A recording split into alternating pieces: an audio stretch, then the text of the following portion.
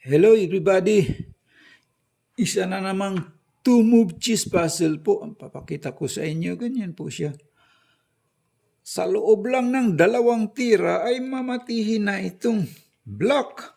Ang block dito na king, nandito po mayroon siyang 1 pawn, 2 knight, 2 bishop, 1 rook, nandito yung queen. Wala na pala siyang matatakbuhan. Ito ang block. Samantalang ang white, nandito yung king ng white ay may 2 pawn, 2 knight, mayroon siyang 1 bishop, 1 rook, ay 2 rook, may queen nandito yung queen niya. Sa loob lang ng 2 malikhain na galaw ng white ay mamatihin itong block. Ating himay-himayin po yan. Samahan niyo po akong himay-himayin po kung ano ba talagang tamang kasagutan niyan. Maaaring kainin niya itong rook para mag-check. Ganyan po. Check. Mayroon naman siyang bishop. Kakainin lang po niyan. O nasaan na yung check for mate dyan pag ganyan? Pag nag-check naman kasi yung knight dito, mayroon siyang queen, kakainin lang din, di walang mate dyan. Pag nag-check naman yung rook dito, mayroon siyang pawn, kakainin din. Wala pong mate pagkakainin niya po. O, ganyan po siya. White first move and block. Mate into move. Maaari siyang mag-check din dito po. Itong knight, gagamitin niya. Check. Mayroon din naman siyang 1 knight dito, kakainin lang po. Ganyan. O nasaan na yung mate? Diyan, check for mate. Pag nag-check yung rook, mayroon naman siyang pawn, kakainin din. Pag nag-check ang queen, tatakbo na siya rito. Maka-escape na po siya. So, walang mate po dyan pag ganyan. Sige nga, kayo nga, ano ba talagang tamang kasagutan dyan? Pag-solve ng cheese puzzle na ganito po, sa loob lang ng 2 tulak, mamatihin na itong block. So, maaaring mag-check din itong knight dito sa kabila. Halimbawa po, hindi niya kakainin yung knight dito sa kabila, ganyan check. Kakainin pa rin ng bishop. Ganyan, nasaan na yung check for mate dyan eh? Walang mate po dyan.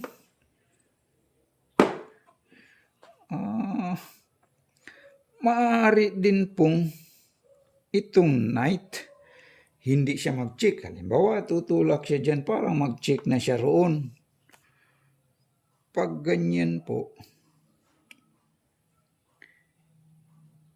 maaaring kakainin lang ng knight. Yung knight niya, kakainin lang ng queen. Ganyan. Nasaan na yung check for mate dyan?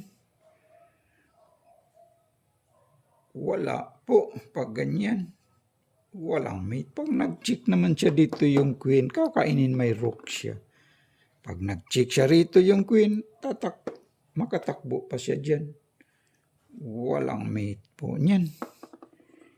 Sige nga, ano ba talagang tamang kasagutan dyan?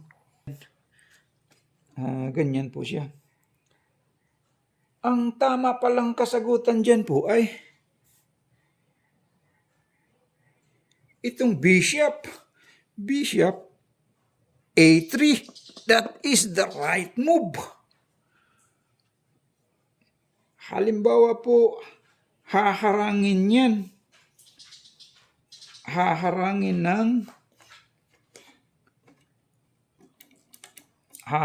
niya yan ng knight. Halimbawa, ganyan, haharangin siya.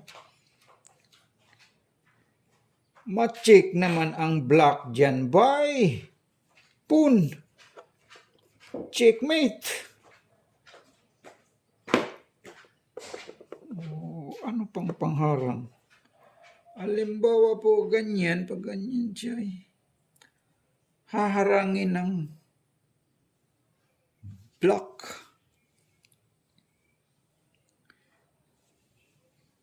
Dito niya harangin. Dito niya harangin. Halimbawa lang dyan siya. Ma-check naman ng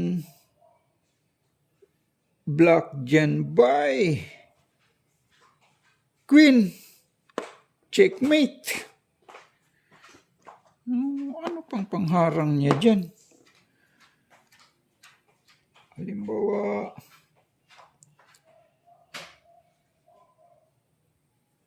dito naman niya haharangin. Ganyan. Ito naman. Ma-check naman siya dyan by rook. Dito naman siya mag-check. Checkmate naman siya dyan. O saan pa siya magharang? O ano pang pangharang niya dyan? Halimbawa po, kakainin niya. Kakainin niya itong rook. Ganyan. Ma-check naman siya dyan by queen. Dito naman siya mag-check. Mate pa rin siya. Halimbawa po, kakainin niya yung rook. Ganyan. Ma-check naman siya dyan by queen. Checkmate. Mate siya dyan. Ano pang pangharang niya dyan?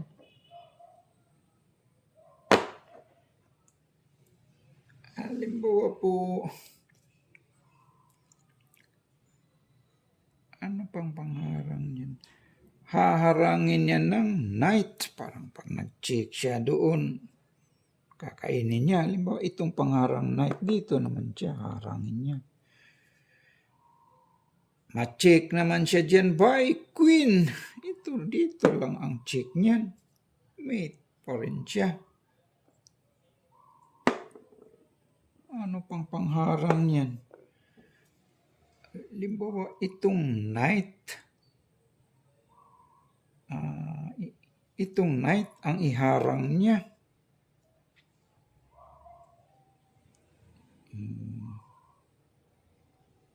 Itong knight ang iharang niya po. Ganyan. Ma-check naman siya dyan by pawn. So that is the right move. Maraming salamat po sa mga lahat ng nag-view po. Please like and subscribe lang po. Thank you po.